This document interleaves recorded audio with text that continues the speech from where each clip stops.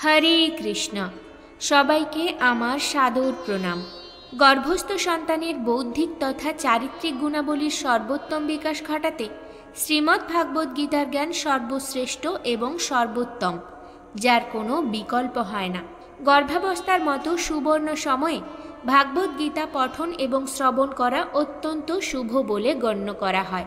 গীতা পঠন এবং শ্রবণ করলে আপনি এবং আপনার গর্ভস্থ সন্তান কোনোভাবেই নেতিবাচক শক্তির দ্বারা প্রভাবিত হবেন না। ভাগবত গীতার জ্ঞান শুধু শুনলে হবে না, এটিকে যথাযথভাবে বুঝতে হবে এবং আপনার বাস্তব জীবনে তার প্রয়োগ করতে হবে। তবেই আপনি আপনার সন্তানের মধ্যে বৌদ্ধিক বিকাশ ঘটাতে পারবেন। আর আপনি যাতে ভাগবত গীতার জ্ঞান সহজেই বুঝতে পারেন, তার জন্য আমি একদম সাধারণ ভাষায় ভাগবত গীতার জ্ঞান আপনার সামনে তুলে ধরব, যাতে তার দ্বারা আপনার সন্তানের অভ্যন্তরে ধর্ম প্রতিষ্ঠা হতে পারে, ভবিষ্যতে যাতে সে সনাতন ধর্মকে এগিয়ে নিয়ে যেতে পারে, যাতে তার সর্বাত্মক বিকাশ ঘটে এবং সম্পূর্ণ গর্ভাবস্থায় আপনি এবং আপনার সন্তান যেন সুস্থ স্বাভাবিক থাকেন। এজন্য এটি আমার একটি ছোট্ট প্রয়াস। সর্বদা এটি মনে রাখবেন, গর্ভাবস্থায় আপনি যেমন কর্ম করবেন, আপনার সন্তানের অভ্যন্তরে সেই সব গুণাবলীর বিকাশ বহু গুণে বৃদ্ধি পাবে। তাহলে আসুন অত্যন্ত ভক্তি এবং শ্রদ্ধা সহকারে শ্রবণ করি। এই ভিডিওটিতে শ্রীমদ্ ভাগবত গীতার 18টি অধ্যায় এবং 700টি শ্লোক আজকের প্রজন্মের প্রতিটি মানুষ, সে যেই হোক না কেন, তার জীবনের, তার কর্মজীবনের, তার সম্পর্কের, তার প্রতিটি সমস্যার সমাধানের জন্য কিভাবে ভাগবত গীতা ব্যবহার করা হয় তা ব্যাখ্যা করা হয়েছে। মায়েরা, এখানে মোট 7টি অধ্যায় আলোচনা করা হয়েছে এবং প্রতিটি অধ্যায় শুরুর আগে আমি আপনাদের বলবো যে আপনারা এখান থেকে কি শিখতে পারবেন। তারপর সেই অধ্যায়টি খুব সহজ এবং সাধারণ ভাষায় আমি আপনাদের সামনে ব্যাখ্যা করব। আর আমি আপনাদের বলবো যে এটি আমাদের জীবনের কি কি ভালো পরিণাম বয়ে আনে। মায়েরা, যদি আপনারা মনে করেন যে ভাগবত গীতায় কেবল লেখা আছে যে ঈশ্বরের উপাসনা অথবা পুজো কিভাবে করতে হয়, তাহলে আপনারা ভুল ভাবছেন। কারণ ভাগবত গীতা কেবল একটি গ্রন্থ অথবা ধর্মীয় গ্রন্থ নয়, বরং এতে সেই জ্ঞান রয়েছে যা এই পৃথিবীতে বসবাসকারী প্রতিটি মানুষের জন্য কার্যকরী। গীতা আমাদের শেখায় কিভাবে এই পৃথিবীতে স্বপ্ন পূরণ করতে হয়, আমাদের ব্যক্তিত্ব কিভাবে তৈরি হয়, কিভাবে ইতিবাচক শক্তি তৈরি করা যায়, সুখ কি, বড় বড় সমস্যার সমাধান কিভাবে খুঁজে বের করতে হয়, সিদ্ধান্ত কিভাবে নিতে হয়, মানসিকভাবে স্থিতিশীল কিভাবে থাকতে হয় এবং আরও অনেক কিছু। জীবনের এই যাত্রায় আমরা সকলেই আমাদের স্বপ্ন পূরণ করার ইচ্ছা রাখি। আর এটা সত্য যে আমরা সব কিছুই ভালোভাবে পেতে চাই। প্রত্যেকেই তাদের কর্মজীবনে দ্রুত উন্নতি করতে চায়। আমরা সকলেই আমাদের জীবনে অনেক কিছু শিখতে চাই আর জীবনের প্রতিটি দিক বোঝার চেষ্টা করি। এই গীতা আমাদের জীবনযাপনের সঠিক পথ দেখায়। এটি আমাদের মৃত্যুর পরে কি ঘটে তা জানতে সাহায্য করে এবং মহাবিশ্ব কিভাবে সৃষ্টি হয়েছে আর কিভাবে ঈশ্বরের অস্তিত্ব নিশ্চিত করা হয়েছে তাও আমাদের বলে দেয়। আমরা কি পুনর্জন্ম গ্রহণ করি? এই জীবন কি বাস্তব নাকি মায়া? কিন্তু আমরা কি কখনো ভেবে দেখেছি যে আমাদের স্বপ্ন পূরণের জন্য আমরা কোনো প্রয়োজন ছাড়াই, কোনো নির্দেশনা ছাড়াই এবং কোনো দিক নির্দেশনা ছাড়াই সাফল্য পেতে পারি? আমাদের প্রেরণা কি এতটাই শক্তিশালী হওয়া উচিত যে আমরা কখনোই হাল ছাড়ব না? আমরা অনেকবার দেখেছি যে যখনই আমরা কোনো অনুপ্রেরণামূলক ভিডিও দেখি তখন আমাদের উৎসাহ বেড়ে যায়, কিন্তু আমরা যখন আমাদের কাজে ব্যস্ত থাকি তখন আমাদের উৎসাহ কোথাও না কোথাও হারিয়ে যায়। একা কাজ করার সময় আমরা অনুপ্রেরণার অভাব অনুভব করি। তাই এই ভিডিওটি একটু দীর্ঘ হতে পারে, কিন্তু যদি আমরা এতে দেওয়া রহস্য বুঝতে পারি তাহলে আমাদের অন্য কোনো প্রেরণাদায়ক ভিডিওর অনুসন্ধান করার প্রয়োজন হবে না এবং এটি আমাদের লক্ষ্যের দিকে এগিয়ে যেতে সাহায্য করবে এবং আমাদের জীবনে সাফল্য অর্জন করতে সাহায্য করবে। কিন্তু এটা বুঝতে হলে আমাদের স্থিরভাবে বসে এই ভিডিওতে বলা কথাগুলো শুনতে হবে এবং বুঝতে সময় দিতে হবে। ভগবান শ্রীকৃষ্ণ তার গীতায় বলেছেন যে আমাদের জোর করে কাউকে গোপন জ্ঞান দেওয়া উচিত নয়। মায়েরা, আপনারা কি জানেন এই পৃথিবীতে বর্তমান এবং ভবিষ্যতের সর্বশ্রেষ্ঠ প্রেরণাদায়ক বক্তাকে? তার নাম কি? হ্যাঁ, এটাই সত্য, এবং তিনি হলেন ভগবান শ্রীকৃষ্ণ।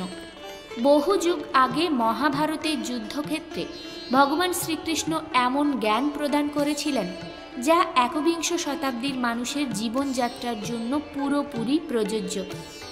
আর এটা জানার পর মহান ব্যক্তি এবং গবেষকরা অবাক হন। এটা কি করে হতে পারে যে সেই মহাভারতের যুদ্ধক্ষেত্রে প্রদত্ত জ্ঞান পড়ে Mahatma Gandhi, Albert Einstein, Annie Besant, Sunita Williams, Swami Vivekananda এবং আরও অনেক মানুষ নিজেদের জীবন বদলে নিয়েছেন? মায়েরা, এই ভাগবদ্গীতার জ্ঞান মহাভারতের যুদ্ধের আগেই একজন হতাশ ও পরাজিত অর্জুনকে যুদ্ধের সেরা বিজয়ীতে রূপান্তরিত করেছিল, যিনি তার ধনুক ফেলে দিয়েছিলেন। যখন আপনি নিজেকে আপনার জীবনের সাফল্যের দিকে এগিয়ে যেতে দেখবেন, তখন আপনার মনে হবে যে আপনি আপনার জীবনের সমস্ত সমস্যার সাথে অর্জুনের মতো দাঁড়িয়ে আছেন, আর আপনার জন্য এক অদ্বিতীয় গীতার জ্ঞান উপলব্ধ রয়েছে। আর এটা আপনার অধিকার যে আপনি এটিকে বুঝুন এবং আপনার জীবনে তা মার্গদর্শন করুন। ভগবদ্গীতার অনন্য জ্ঞান বুঝতে পেরে আপনি অবাক হবেন যে এই অমূল্য জ্ঞান আমাদের আসল উদ্দেশ্যের দিকে নিয়ে যায়। যদিও এই বইটি সংস্কৃত ভাষায় লেখা, আমি আপনাদের সামনে সহজ সরল বাংলা ভাষায় এটি উপস্থাপন করব। আমি আপনাকে কুরুক্ষেত্রের সেই অনন্য যুদ্ধক্ষেত্রে নিয়ে যাব এবং ব্যাখ্যা করব কেন শেষ পর্যন্ত ঈশ্বর এই জ্ঞান প্রদানের সিদ্ধান্ত নিয়েছিলেন। তাহলে চলুন আমরা কুরুক্ষেত্রের যুদ্ধক্ষেত্রে যাই, যেখানে কৌরবরা পাণ্ডবদের বিরুদ্ধে যুদ্ধ করার জন্য প্রস্তুত। আর এখান থেকেই শুরু হয় ভাগবদ্গীতার প্রথম অধ্যায়। প্রথম অধ্যায়, অর্জুন বিষাদ যোগ, অর্থাৎ অর্জুনের মানসিক দ্বিধা। মায়েরা, এই পরম জ্ঞান জানার আগে কমেন্টে জয় শ্রী রাধে কৃষ্ণ লিখতে ভুলবেন না। আর আপনি যদি ভিডিও থেকে কিছু শিখতে থাকেন, তাহলে ভিডিওটি অবশ্যই লাইক করে চ্যানেলটিকে সাবস্ক্রাইব করে পাশে থাকা বেল আইকনটি প্রেস করুন। তাহলে চলুন এগিয়ে যাই। মায়েরা, এই প্রথম অধ্যায় থেকে আমরা শিখব কিভাবে আমাদের জীবনে এমন কিছু জিনিস আছে যা আমাদের এগিয়ে যেতে বাধা দেয়। আমাদের জ্ঞানের বিশাল ভাণ্ডার থাকলেও, আমাদের ক্ষমতা থাকলেও আমরা সঠিক সিদ্ধান্ত নিতে পারি না এবং আমাদের কাজে সাফল্য অর্জন করতে পারি না। এর সাথে আমরা জানব স্বপ্নকে বাস্তবায়ন করতে মানুষ কিভাবে পরিবর্তন হয়। কৌরবদের মধ্যে দুর্যোধনের হৃদয়ে সুখের অগণিত আশা ছিল। তার বিশাল সেনাবাহিনী ছিল, তার গুরু দ্রোণাচার্য এবং গুরু কৃপাচার্যের মতো মহান যোদ্ধা ছিলেন। পাণ্ডবদের সেনায় অর্জুন, ভীম এবং 5 পাণ্ডব ভাইয়ের সাথে ভগবান শ্রীকৃষ্ণও পাণ্ডবদের সেনায় নিযুক্ত ছিলেন। এখন এই যুদ্ধ সম্পূর্ণরূপে পরিবারের মধ্যে যুদ্ধে পরিণত হয়েছিল। পাণ্ডব এবং কৌরব উভয়ই একই পরিবারের সদস্য ছিলেন। তা সত্ত্বেও তাদের সবার মধ্যে জেতার ইচ্ছা ছিল। ভগবান শ্রীকৃষ্ণের সাথে অর্জুন তার সেনাবাহিনীকে সামনে সারিবদ্ধ করেছিলেন, যাতে তিনি দেখতে পারেন যে তাকে কাকে কাকে হত্যা করতে হবে। এই মুহূর্তে ভগবান শ্রীকৃষ্ণ অর্জুনের রথকে যুদ্ধক্ষেত্রের মাঝখানে নিয়ে আসেন। সেখানে কুরুক্ষেত্রের যুদ্ধক্ষেত্রে কৌরব সেনাবাহিনীতে অর্জুনের সামনে পিতামহ ভীষ্ম এবং গুরু দ্রোণাচার্য দাঁড়িয়েছিলেন। আর গুরু দ্রোণাচার্যই অর্জুনকে তার তীর নিক্ষেপ শিখিয়েছিলেন।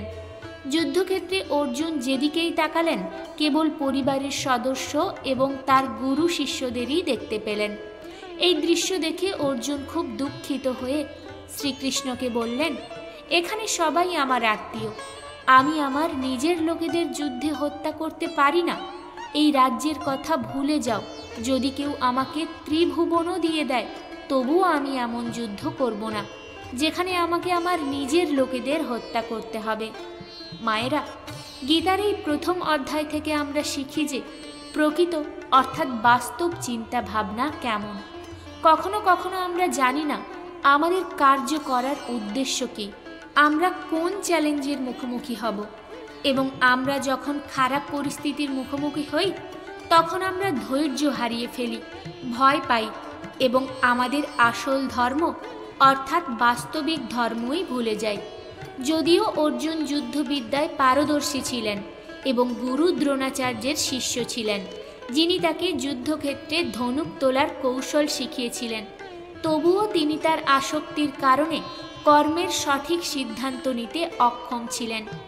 এ থেকে আমরা শিখি যে যখন আমরা জীবনে এগিয়ে যাওয়ার জন্য প্রস্তুত, তখন আমাদের নিজেদের থেকে আমাদের সংযুক্তি দূরে রাখতে হবে।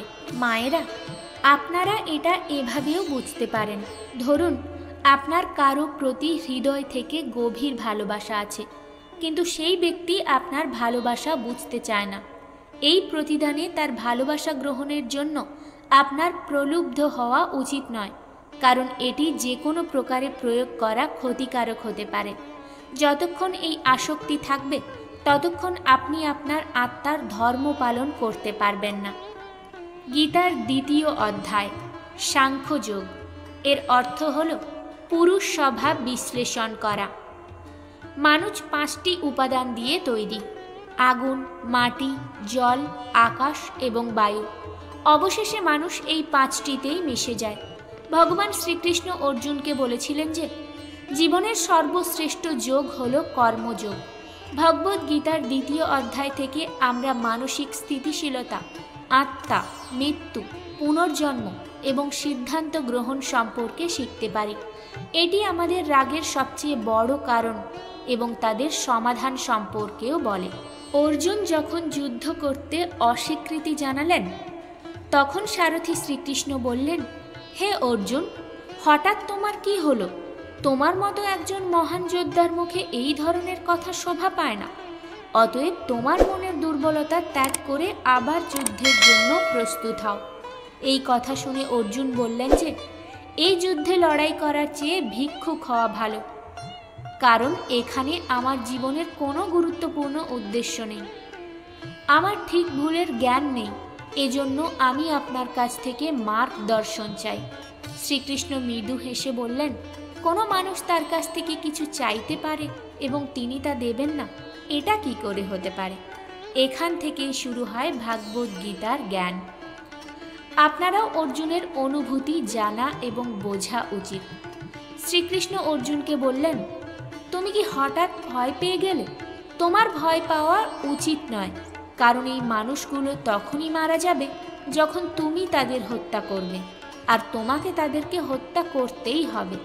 এই সমস্ত মানুষের অতীত জীবন অথবা ভবিষ্যৎ জীবনের সাথে কোনো সম্পর্ক নেই। সে তোমার মতোই চিরন্তন। ঠিক যেমন তুমি তোমার পুরনো কাপড় পরিবর্তন করে নতুন বস্ত্র পরিধান করো, একইভাবে আত্মাও পুরানো জীর্ণ দেহ ত্যাগ করে নতুন দেহ ধারণ করে। হে অর্জুন, তুমি কোনো মৃত ব্যক্তিকে জীবিত করতে পারবে না, কারণ জীবন ও মৃত্যুর নিয়ন্ত্রণ কেবল আমার হাতে। তুমি তাদের মৃত্যুর কারণ মাত্র, এবং এই মানুষগুলো মৃত্যুর পরেও আমার কাছে আসবে, কারণ এরা দেহ নয়, এরা আত্মা, আর আত্মাকে কোনোভাবেই ধ্বংস করা যায় না। সে পরবর্তী জন্মের জন্য এই দেহ ত্যাগ করে, ঠিক যেমন তুমি তোমার পুরনো পোশাক পরিবর্তন করে নতুন পোশাক পরো।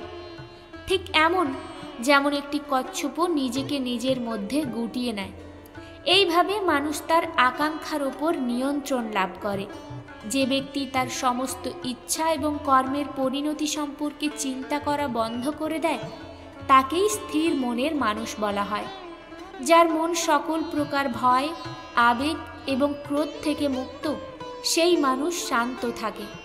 যখন আমরা আমাদের আকাঙ্ক্ষা পূরণের কথা ভাবতে থাকি, তখন আমরা সেই আকাঙ্ক্ষাগুলিকে পছন্দ করতে শুরু করি এবং সেই আকাঙ্ক্ষাগুলি পূরণ করার ইচ্ছা অনুভব করি। এবং যখন সেই আকাঙ্ক্ষাগুলি পূরণে কোনো বাধা আসে, তখন আমরা রেগে যাই এবং রাগের বশে আমরা নিজেকে হারিয়ে ফেলি, আর তারপর আমরা আমাদের কর্ম এবং ধর্ম ভুলে যাই, নিজের স্থিতির থেকে নিচে নেমে যাই। কিন্তু যে ব্যক্তি তার কামনা বাসনাকে নিয়ন্ত্রণ করে এবং তাদের দাস হয় না, তার অন্তরের মন পবিত্র থাকে এবং তার দুঃখের অবসান ঘটে। আর যখন তার সমস্ত দুঃখের অবসান হয়, তখন তার বুদ্ধি স্থির হয়ে যায়। কিন্তু যার ইচ্ছা আকাঙ্ক্ষা তার মন থেকে যায় না, সেই ব্যক্তি কখনোই শান্ত থাকতে পারে না। আর যখন সে শান্তি খুঁজে পায় না, তখন সে কিভাবে সুখী থাকতে পারে? তার অবস্থা সেই নৌকার মতো, যাকে তার ইচ্ছানুযায়ী যেদিকে যেতে দেওয়া হয় যেতে পারে। স্থির বুদ্ধি সম্পন্ন প্রাণীরা সমুদ্রের মতো স্থির থাকে, আর এই প্রকারের প্রাণীরা মৃত্যুর পরে আমার স্মরণে আসে। মায়েরা, এবার আমরা এই অধ্যায়ের বাস্তবিকতায় আসি। আপনাদের মধ্যে কেউ কেউ হয়তো আপনাদের প্রিয়জনকে হারিয়েছেন, এবং আজ পর্যন্ত যারা প্রিয়জনের মৃত্যুর যন্ত্রণা ভোগ করেননি, তাদের জানা উচিত যে তাদের জীবনেও একদিন তারা অবশ্যই তাদের প্রিয়জনদের একজনকে হারাবে। কিন্তু সেই সময় দুঃখিত হওয়ার কোনো কারণ নেই, কারণ ঈশ্বর নিজেই আমাদের মনে করে দিয়েছেন যে আমাদের জীবনের আগেও আমরা এই পৃথিবীতে ছিলাম না, আর মৃত্যুর পরেও আমরা থাকব না। আর তাই আমাদের মৃত্যুর ভয় পাওয়ার উচিত নয়। এর পেছনের কারণ হলো, হয় আমরা চিরতরে ঈশ্বরের সাথে মিশে যাব, নয়তো আমাদের পুনর্জন্ম হবে। আর যখন সবাই শেষ পর্যন্ত একই স্থানে মিলিত হবে, তখন বিলাপ করে লাভ কি? আর এটাই প্রকৃতির নিয়ম। আর মনে রেখো যে আমরা দেহ নই, আমরা কেবল আত্মা, আর আমরা সেই পরম সত্তার একটি অংশ। যদি ঈশ্বর আমাদের সৃষ্টি করেছেন, তবে আমাদের তার সাথে মিশে যাওয়ার চেষ্টা করা উচিত, তার মধ্যেই লীন হয়ে যাওয়া উচিত। এই সংসার তো ঈশ্বরের সৃষ্টি একটি মায়া মাত্র, যাকে পরমাত্মা বানিয়েছেন। আমরা দেখলাম যে অর্জুন সিদ্ধান্ত নিতে অক্ষম। যখনই আমরা কোনো সিদ্ধান্ত নিই, একদিকে থাকে আমাদের আসক্তি আর অন্যদিকে থাকে আমাদের প্রকৃত কর্ম। আর এই খেলায় আমরা আমাদের আসল কাজটা করতে পারি না, যা আমাদের জীবনে সাফল্যের পথে এগিয়ে যেতে সাহায্য করে। আসুন একটি উদাহরণ দিয়ে এটি বোঝা যাক। ধরুন, আপনাকে পড়াশোনা, চাকরি অথবা আপনার যে কোনো লক্ষ্য পূরণের জন্য আপনার বাড়ি থেকে দূরে অন্য কোনো শহরে যেতে হবে। তাহলে আপনাকে আপনার পরিবারের আসক্তি ত্যাগ করতে হবে। একইভাবে প্রতিটি সিদ্ধান্ত নেওয়ার সময় আপনার মনে রাখা উচিত কোনটি বেশি গুরুত্বপূর্ণ, আপনার আসক্তি নাকি আপনার প্রকৃত কর্ম। এরপর আমরা পরে আলোচনা করব আমাদের সমস্যার সবচেয়ে বড় কারণ কি, এর প্রধান সমাধানই বাকি। মায়েরা, আমাদের দুঃখের সবচেয়ে বড় গুরুত্বপূর্ণ কারণ হলো আমাদের নিজেদের ইচ্ছা সম্পর্কে চিন্তা করা। যখন আমরা আমাদের ইচ্ছা সম্পর্কে চিন্তা করি, তখন কিছু সময় পরে আমরা সেগুলি পূরণ করার চেষ্টা করি। আর যখন এই প্রচেষ্টা ব্যর্থ হয়, তখন আমাদের ভেতরের রাগের উদ্রেক হয়। আর এই রাগ এমন একটি জিনিস যা কোনো মানুষ তার দেহ ত্যাগ করার আগে ত্যাগ করতে পারে না। তাহলে আপনি আপনার বাকি জীবনের জন্য প্রকৃত সুখ কিভাবে খুঁজে পাবেন? তখন আপনি নিজেকে সর্বদা সমস্যা দ্বারা বেষ্টিত দেখতে পাবেন, কারণ এই পৃথিবীটা আপনার নিজের ছায়া মাত্র। এখন আপনি ভাবতে পারেন যে জীবনে কোনো ইচ্ছা না থাকলে কিভাবে সাফল্য অর্জন করা যায়, কিভাবে আপনি নিজের জন্য একটি নাম তৈরি করতে পারবেন। এই বিষয়ে ভগবান শ্রীকৃষ্ণ বলেছেন যে সর্বপ্রথম আপনাকে আপনার কর্মকে চিনতে হবে, অর্থাৎ আপনার কি করা প্রয়োজন যা আপনার লক্ষ্য অর্জনে আপনাকে সাহায্য করবে। এরপর আপনি কাজটি কিভাবে করবেন তা নিয়ে আপনার হৃদয়ে সাফল্যের আশা অথবা ভয় রাখা উচিত নয়, কারণ তখনই আপনি অনুভব করবেন যে এই কাজটি আমি করছি না, বরং স্বয়ং ঈশ্বর করছেন। আর এইভাবে আপনার সাহস কখনো ভাঙবে না, কারণ আপনি অনুভব করবেন যে আপনি নন, বরং স্বয়ং ঈশ্বরই এই কাজটি করছেন। ভাগবত গীতার ৩য় অধ্যায়, কর্মযোগ। ভাগবত গীতার ৩য় অধ্যায়ে আমরা এটা জানব যে দুটি জিনিস কি যা আমাদের এই পৃথিবীতে সাফল্য পেতে সাহায্য করতে পারে। এতে আমরা বুঝতে পারব আমরা কি এবং কিভাবে আমরা আমাদের মনকে নিয়ন্ত্রণ করতে পারি, আমরা কিভাবে আমাদের খারাপ অভ্যাস ত্যাগ করতে পারি, আর কিভাবে আমাদের কাঙ্ক্ষিত গন্তব্যে পৌঁছাতে পারি। অর্জুন জিজ্ঞাসা করলেন, জ্ঞান কি কর্মের চেয়ে গুরুত্বপূর্ণ? আপনি সন্ন্যাসী হওয়ার কথা বলছেন, কিন্তু আবার এখন আমাকে যুদ্ধ করারও পরামর্শ দিচ্ছেন। তাহলে দয়া করে বলুন, আমার জ্ঞানের পথ বেছে নেওয়া উচিত নাকি কর্মের পথ বেছে নেওয়া উচিত? শ্রীকৃষ্ণ উত্তর দিলেন, আমি নিজেই এই পৃথিবীতে দুই ধরনের যোগ দিয়েছি। একটি হলো জ্ঞানযোগ এবং অন্যটি হলো কর্মযোগ। তুমি একজন মানুষ এবং তুমি তোমার শরীরের কর্ম সম্পূর্ণরূপে ছাড়তে পারবে না। তোমাকে প্রতিদিন কার্য করতেই হবে, ঠিক যেমন তোমাকে খেতে হবে, শ্বাস নিতে হবে। ঠিক তেমনই যদি তুমি এভাবে তোমার ইচ্ছাগুলোকে থামাতে চেষ্টা করো, তাহলে কখনোই তোমার মনে এই বার্তা আসবে না যে তুমি তোমার ইচ্ছাগুলো নিয়ে ভাববে না। এর অর্থ হলো তুমি জ্ঞাতস্বরে অথবা অজান্তে কিছু না কিছু কাজ হয়েই যাবে, কারণ তুমি একজন মানুষ, তাই তুমি তোমার ধর্মের দ্বারা আবদ্ধ। অতএব ত্যাগের পথের চেয়ে কর্মের পথ তোমার জন্য বেশি অনুকূল, অর্থাৎ জ্ঞানযোগ অথবা সাংখ্যযোগের পরিবর্তে কর্মযোগ উপযুক্ত হবে। অতএব তোমার ভাবা উচিত যে তুমি এই কাজটি করছো না, বরং তোমার শরীর প্রকৃতির দাস হিসেবে এই কাজটি করছে। কর্মের ফলের আকাঙ্ক্ষা না করে নিজের কর্মযোগ করো, কারণ যদি তুমি নিজেকে তোমার নিজের কর্তা মনে না করো, তাহলে আমি তোমার কর্তা হব। আর যখন আমি তোমার কর্তা হব, তখন আমি তোমাকে তোমার প্রয়োজনীয় সমস্ত আরাম আয়ের সুযোগ সুবিধা দেব যা তোমার প্রয়োজন। যদি তুমি পরিশ্রম ছাড়াই আরাম আয়েশ এবং রাজ্যভোগ করো, তাহলে তুমি চোরের মতো হয়ে যাবে, আর তুমি কখনোই ঈশ্বরের সাথে অর্থাৎ আমার সাথে সাক্ষাৎ করতে পারবে না। তুমি কখনোই আমার মধ্যে মিশে যেতে পারবে না, তুমি কখনোই আমার মধ্যে লীন হতে পারবে না। যেমন মহাপুরুষরা খাওয়ার জন্য বাঁচে না, বেঁচে থাকার জন্য খায়, তেমনি তুমিও ফলাফলের জন্য নয়, বরং ভালোর জন্য লড়াই করো। হে অর্জুন, তুমি মানুষের মধ্যে সর্বশ্রেষ্ঠ, তাই তুমি যেমন করবে, তোমার সন্তান অথবা আসন্ন ভবিষ্যৎ প্রজন্মও ঠিক তাই করবে। হে অর্জুন, তুমি আমাকেই দেখো, আমি তো ঈশ্বর, আমার কোনো কাজ করার কি আবশ্যকতা আছে? কিন্তু আমি এজন্য আমার কর্তব্য পালন করি, কারণ মানুষের আত্মা আমারই তো একটি ক্ষুদ্র অংশ, আর আমি যেমন করব মানুষও তেমন করবে, আর এইভাবে তো সমগ্র সৃষ্টি নষ্ট হয়ে যাবে। কেউ যদি তোমাকে সমর্থন না করে অথবা তোমার সম্পর্কে খারাপ কথাও বলে, তবুও তাদের কিছু না বলে তোমার কর্ম করে যাও, আর এটা করার মাধ্যমে কিছু সময় পর সেই ব্যক্তিও তোমার মতো একই কার্য করতে শুরু করবে। যে মানুষ মনে করে যে সে নিজের কর্ম করছে, সেই ব্যক্তির চেয়ে বোকা আর দুর্ভাগা এই পৃথিবীতে আর কেউ নেই। আর এই ধরনের বোকাদের কথা জ্ঞানী ব্যক্তিদের কখনোই মনোযোগ দেওয়া উচিত নয়। অতএব হে অর্জুন, তুমিও নিজেকে এই কর্মের বন্ধনে আবদ্ধ না করে কোনো আশা, করুণা অথবা অনুশোচনা ছাড়াই এই যুদ্ধে লড়াই করো। হে অর্জুন, নিজের ধর্ম ও কর্মকে অন্যের ধর্ম ও কর্মর চেয়ে উত্তম এবং মহান বলে মনে করা উচিত। আমাদের নিজস্ব ধর্ম এবং কর্ম অনুসরণ করার ক্ষেত্রে যদি আমাদের কোনো ত্রুটি অথবা অপূর্ণ থাকে, তবুও। অর্জুন আবার জিজ্ঞাসা করলেন, যদি মানুষ পরমাত্মার অংশ হয়, তবে কেন তার দ্বারা ভুল হয়ে যায় এবং সে খারাপ কাজ কেন করে? ভগবান শ্রীকৃষ্ণ বলেছেন যে মানব দেহ বিলাসিতায় লিপ্ত হতে চায়, কারণ এটাই তার স্বভাব। তাই যদি তার ইচ্ছা পূরণ না হয়, তবে সে ক্রুদ্ধ হয়। আর যেমনভাবে ধোঁয়ার কারণে আগুন দেখা যায় না, তেমনি ক্রোধ এবং কামের কারণে মানুষ তার কর্ম, ধর্ম এবং ঈশ্বরকে দেখতে পায় না।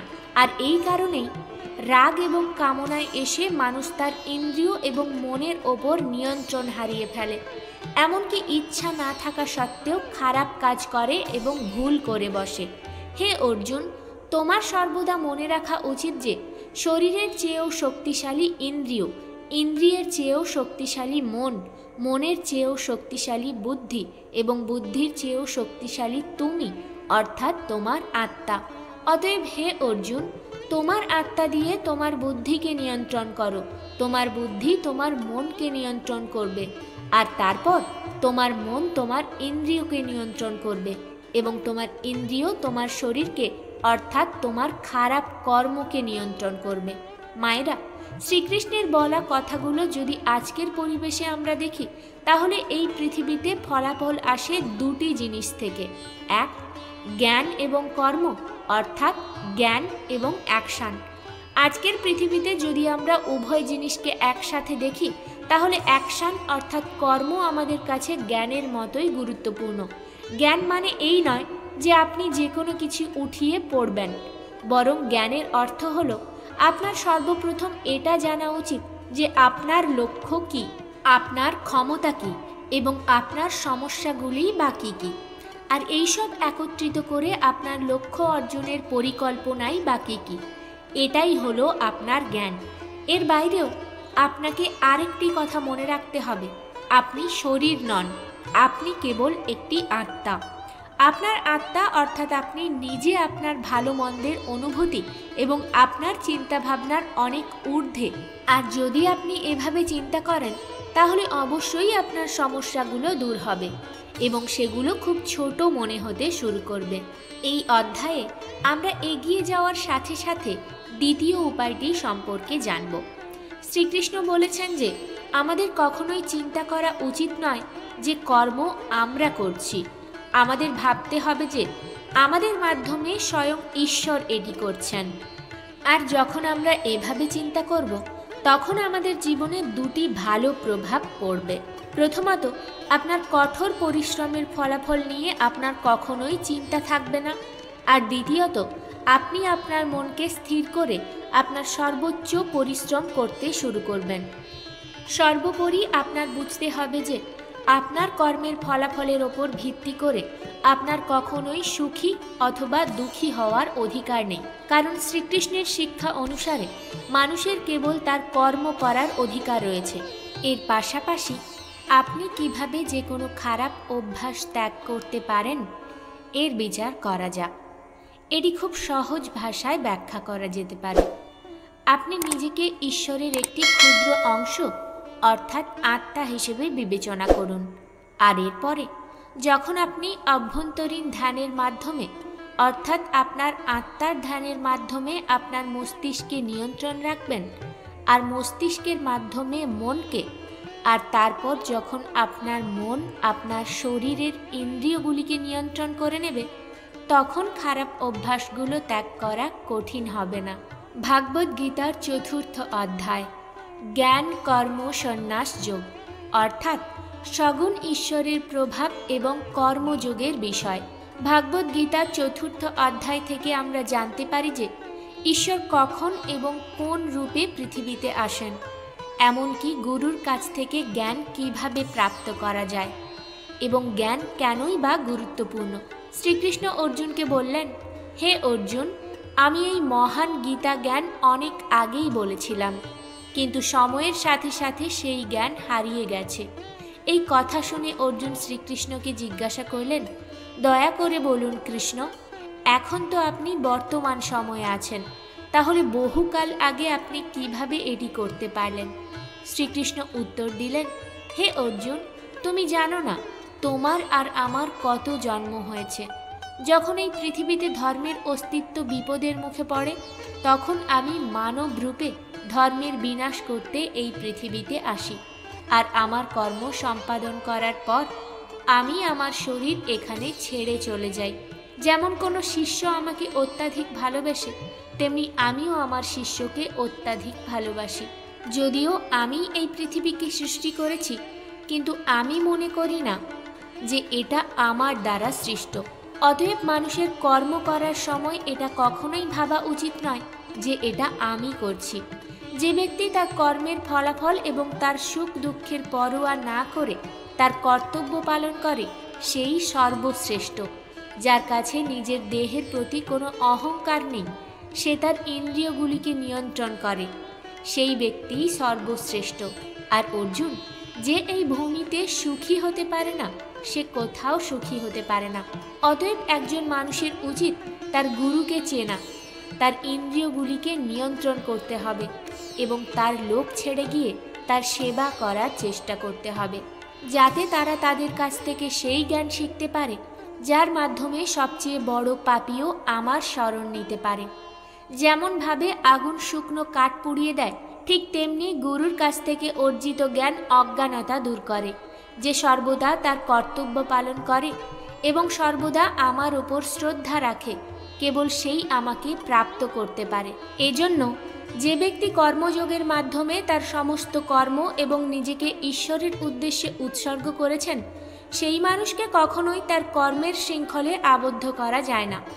এজন্য হে অর্জুন, তোমাকেও আমার দেওয়া প্রদত্ত জ্ঞানের মাধ্যমে এটা বুঝতে হবে যে আমি কর্মটি করছি না। মায়েরা, এই 4র্থ অধ্যায়ে স্পষ্টভাবে বলা হয়েছে যে যখনই মানবতা ধ্বংস হতে থাকে তখন মানুষের মধ্যে নেতিবাচক শক্তি অত্যাধিক হয়ে ওঠে, আর তখন ঈশ্বর যে কোনো রূপে আসেন এবং ধর্ম পুনঃপ্রতিষ্ঠা করেন। এটি আরও বলে যে যদি আপনি কারো কাছ থেকে কিছু শিখতে চান, তাহলে প্রথমেই আপনার মনে তার প্রতি সম্মান এবং শ্রদ্ধা থাকা উচিত। কোনো প্রকার লোভ থাকা উচিত নয় এবং কোনো খারাপ অনুভূতিও থাকা উচিত নয়। আর এই জ্ঞান প্রাপ্ত করা এবং শেখা আমাদের জন্য কেন প্রয়োজন এবং এর পেছনে কারণ কি। আমরা যদি কোনো ক্ষেত্রে থাকি, তবে স্বাভাবিকভাবেই বলা যেতে পারে যে আমাদের সেই ক্ষেত্রের গুরুর কাছ থেকে জ্ঞান অর্জন করতে হবে। আর জ্ঞান হলো সেই পথ যার মাধ্যমে আপনি এই জীবনে নিজের লক্ষ্য এবং সেই জীবনে আপনি ঈশ্বরের সাথে একাত্ম হতে পারেন। শ্রীমদ্ ভাগবত গীতার 5ম অধ্যায় কর্ম সন্ন্যাস যোগ।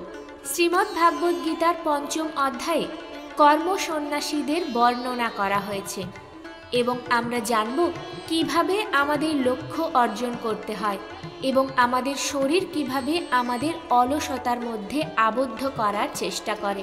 অর্জুন শ্রীকৃষ্ণকে বললেন যে আমি এখনও বুঝতে পারছি না যে আমার জন্য কর্ম মঙ্গলজনক না কর্মের থেকে সন্ন্যাস। শ্রীকৃষ্ণ উত্তর দিলেন, দেখো অর্জুন, সন্ন্যাস অর্থাৎ ত্যাগ এবং কর্ম দুটি ভিন্ন পথ হতে পারে, কিন্তু দুজনেরই লক্ষ্য একই, আর তা পরমাত্মা। যে ব্যক্তি তার মনকে বিপদগামী হতে দেয় না, সে কর্ম করার পরেও বিশ্বাস করে যে কর্মটি সে করেনি, বরং এটা তো স্বয়ং ঈশ্বরই করছেন। আর যে ব্যক্তি সকল জীবকে ওই পরমাত্মার অংশ মনে করে, সেই ব্যক্তি মৃত্যুর পর পরমাত্মাতেই মিশে যায়।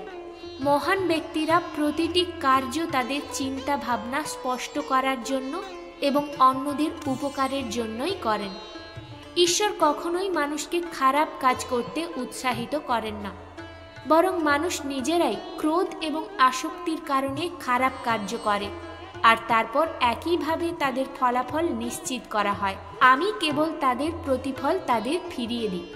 তুমি তোমার শরীরকে যতই আনন্দ দাও না কেন, তার ইচ্ছা কখনোই পূর্ণ হয় না। অতএব হে অর্জুন, তোমার মতো বুদ্ধিমান ব্যক্তির শরীরের ইচ্ছার আগ্রহী হওয়া উচিত নয়। এই সংসারের আসল মূল্য সেই ব্যক্তি যে তার দেহ ধ্বংস হওয়ার আগেই তার ক্রোধ ধ্বংস করে নেয়, যিনি সকল জীবের মঙ্গল করেন, যার মন কোনো কার্যে নিবদ্ধ থাকে না এবং যিনি তার বিচরণশীল মনকে এক জায়গায় কেন্দ্রীভূত করে, ঈশ্বরকে স্মরণ করে। সেই ব্যক্তি সুখী এবং ঈশ্বর সহ সকলের কাছে অধিক প্রিয়। অতএব হে অর্জুন, এই ইন্দ্রিয়, মন, বুদ্ধি, কামনা, আশা, ভয় এবং ক্রোধই তোমার শত্রু। এদের ছেড়ে দাও। মায়েরা, আমাদের শরীর সব সময় আরামদায়ক থাকতে চায়, কিন্তু আপনি কি কখনো ভেবে দেখেছেন যদি এতে আত্মা না থাকতো তাহলে কি হতো? আমরা প্রায়শই আমাদের দেহকে আমাদের পরিচয় হিসেবে বিবেচনা করি। আমরা বলি এটি আমার চোখ, এটি আমার হাত, আর যখন আমাদের শরীর আমাদের বিশ্রাম নিতে বলে তখন আমরা ঘুমিয়ে পড়ি। কিন্তু আপনি কি কল্পনা করতে পারেন যে আপনার শরীর আপনার বুদ্ধির চেয়ে ভারী হয়ে উঠেছে? তাই আপনাকে বুঝতে হবে যে আপনি একজন আত্মা এবং আপনাকে বুদ্ধি দিয়ে আপনার শরীরকে নিয়ন্ত্রণ করতে হবে। মায়েরা, যে পথ ভাগবত গীতায় দেখানো হয়েছে তা মানুষকে ঈশ্বরের সাথে একত্রিত করে। যদি আপনি এই সমস্ত কথা আপনার জীবনে গ্রহণ করেন, তাহলে আপনি আপনার স্বপ্ন পূরণের দিকে এক ধাপ এগিয়ে যাবেন। মায়েরা, যেমনটা বলা হয়, ঈশ্বর লাভের জন্য মনকে নিয়ন্ত্রণ করা খুবই গুরুত্বপূর্ণ। একইভাবে আপনাকে আপনার জীবনের লক্ষ্য অর্জনের জন্য মনকে নিয়ন্ত্রণ করা খুবই গুরুত্বপূর্ণ। মায়েরা, আপনারা শুনছেন রাধা রাধা ইউটিউব চ্যানেলে ভাগবত গীতার 6টি অধ্যায়ের সারাংশ।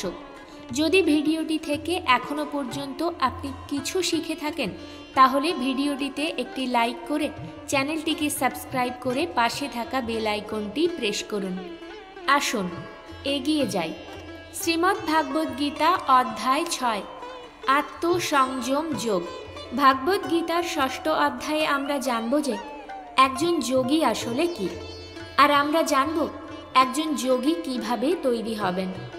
অর্থাৎ আজকের জীবনে যে ব্যক্তি তার জীবনে গুরুত্বপূর্ণ কিছু করতে চায়, এর সাথে আমরা এটাও জানব যে যদি আপনি এই জীবনে খুব কঠোর পরিশ্রম করেন কিন্তু তবুও আপনার স্বপ্ন পূরণ না হয়, তবে কি হবে। শ্রীকৃষ্ণ বলেছেন যে যে ব্যক্তি তার পার্থিব কার্যকলাপ ত্যাগ করে কেবল সেই যোগী নয়। অর্থাৎ একজন যোগী হলেন তিনি যিনি তার কর্ম ত্যাগ করে আত্মার দিকে অগ্রসর হন, তার পথ সাফল্যের দিকে নিয়ে যায়। যত সমস্যার মুখোমুখি হোক না কেন, যোগী তার লক্ষ্য অর্জনে সফল হন, কারণ তার মন ঈশ্বরের দিকে থাকে।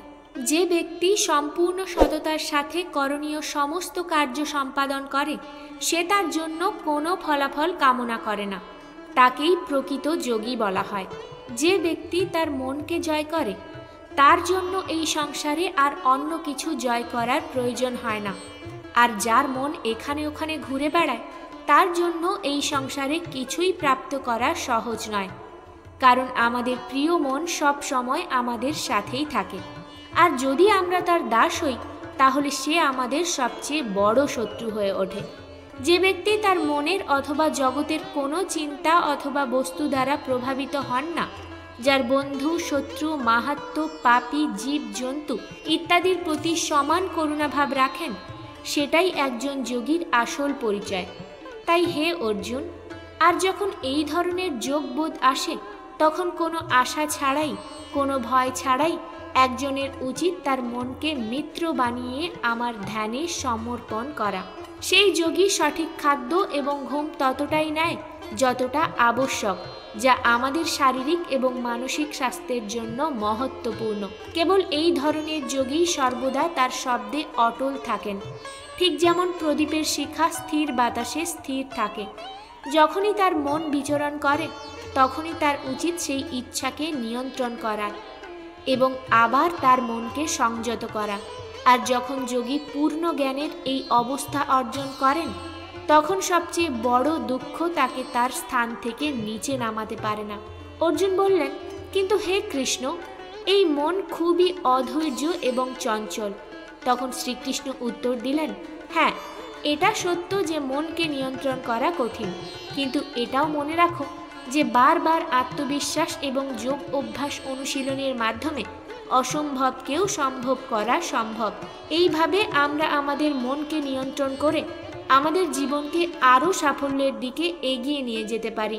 অর্জুন আবার জিজ্ঞাসা করলেন, হে অর্জুন, যদি একজন যোগী এইভাবে পূর্ণ একাগ্রতার সাথে যোগ অভ্যাস করেন, কিন্তু শেষে কোনো কারণবশত তার মন বিচরণ করে, তাহলে কি তার সমস্ত প্রচেষ্টা বৃথা যাবে? শ্রীকৃষ্ণ বললেন, না অর্জুন, নিরন্তর ঈশ্বরের দিকে এগিয়ে চলা প্রতিটি আত্মার অধিকার। যদি কোনো কারণে সেই যোগী ধ্যান থেকে বিচ্যুত হন, তবুও তিনি বহু বছর ধরে পুণ্য পুরুষদের সান্নিধ্যে সুখ এবং পরম আনন্দ অনুভব করেন। আর সেখানে সেই ধ্যানভ্রষ্ট যোগীও সুখে সময় কাটানোর সুযোগ পান। তারপর সেই যোগীর আত্মা যে ধ্যানে কুলসিত হয়ে পড়েছিল, সে পুনরায় একই পুণ্য পুরুষের পরিবারে জন্মগ্রহণ করে। আর এইভাবে তার আত্মার যাত্রা সেখান থেকেই শুরু হয়, যেখান থেকে সে তার আগের জীবনে তার জীবন শেষ করেছিল। একইভাবে সে একটি নতুন রূপে এবং একটি নতুন জীবনের দিকে এগিয়ে যায়, ঈশ্বরের সাথে এক হওয়ার জন্য পুনরায় চেষ্টা করে। অর্থাৎ পুনর্জন্মে করা যোগ কখনো বৃথা যায় না, কিন্তু যে যোগী নিরন্তর প্রচেষ্টা চালায় সে তার জীবনের চক্র থেকে মুক্ত হয় এবং এই জীবনেই পরমেশ্বরের সাথে মিশে যায়। একজন যোগী তপস্বী এবং পণ্ডিতদের চেয়ে শ্রেষ্ঠ। অতএব হে অর্জুন, তুমিও যোগী হও, কারণ যিনি শ্রেষ্ঠ যোগী তিনি আমার সবচেয়ে প্রিয়। মায়েরা, যে কোনো ব্যক্তি যার বড় কিছু করার স্বপ্ন আছে তাকে অর্জুনের মতো যোগী হওয়া উচিত। একজন যোগী হলেন এমন একজন ব্যক্তি যিনি সম্পূর্ণরূপে আবেগের সাথে তাল মিলিয়ে চলেন, যে নিরপেক্ষভাবে অন্যের মতামতের প্রতি মনোযোগ দেয় না, আর তার সর্বদা লক্ষ্য অর্জনের জন্য কঠোর পরিশ্রম করে। কিন্তু মায়েরা, জীবনের কোনো পথই কারোর জন্য সম্পূর্ণ নিখুঁত নয়, এই কথাটা সর্বদাই মনে রাখা উচিত। যদি একজন মানুষ তার স্বপ্ন পূরণের আগেই মারা যায়, তাহলে কি তার কঠোর পরিশ্রমের কোনো মূল্য থাকে না এবং তার স্বপ্ন কি কেবল স্বপ্নই থেকে যায়? এমনটা কেন ঘটে? তাহলে এর মধ্যেই উত্তর লুকিয়ে আছে। এটি একটি অত্যন্ত গোপন কথা যা ভগবান শ্রীকৃষ্ণ এই অধ্যায়ে বলেছেন। তা হল, যদি আপনি কঠোর পরিশ্রম করেন এবং প্রচুর অভিজ্ঞতা অর্জন করেছেন, প্রচুর জ্ঞান অর্জন করেছেন, তবুও আপনি আপনার গন্তব্যে পৌঁছাতে পারছেন না, আর কোনো কারণে আপনি ব্যর্থতার সম্মুখীন হচ্ছেন, এমনকি যদি আপনি মারা যান অথবা আপনার স্বপ্ন পূরণের জন্য বৃদ্ধ হয়ে যান, তবুও মৃত্যুর পরেও আপনি আপনার কর্ম অনুসারে স্বর্গে সুখ পাবেন। আর যখন আপনার সৎকর্মের ভারসাম্য শেষ হয়ে যাবে, তখন আপনি পৃথিবীতে আবার জন্মগ্রহণ করবেন। আর জন্ম এমন পরিবেশে অথবা ঘরে হবে যেখানে আপনার পরবর্তী জন্মের জ্ঞান অর্জনের জন্য আপনাকে কঠোর পরিশ্রম করতে হবে না, আপনি তা স্বয়ংক্রিয়ভাবে পেয়ে যাবেন। এরপর আপনি আরও জ্ঞান অর্জনের জন্য পুনরায় সম্পূর্ণ নতুন জীবন পাবেন। এমনটা আমি নয়, বরং ভগবান শ্রীকৃষ্ণ যোগীদের সম্পর্কে এই গীতার 6ষ্ঠ অধ্যায়ে বলেছেন। আর তিনি সেই সব মানুষদের জন্য বিশেষ বলেছেন যারা সত্যিই খুব কঠোর পরিশ্রম করেন।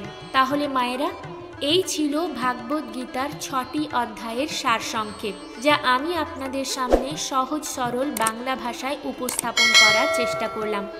আশা করি আপনারা ভিডিওটি থেকে অনেক কিছু জ্ঞান অর্জন করেছেন।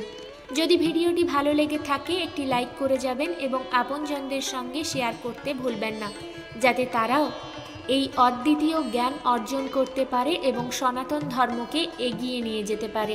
ভাগবত গীতার পরবর্তী অধ্যায়ের সারসংক্ষেপগুলি শুনতে চ্যানেলটিকে সাবস্ক্রাইব করে পাশে থাকা বেল আইকনটি প্রেস করুন, যাতে আমার ভিডিওটি আপনার কাছে কোনো বাধা ছাড়াই পৌঁছে যায়। আর হ্যাঁ, কমেন্টে জয় শ্রী রাধা কৃষ্ণ লিখতে ভুলবেন না।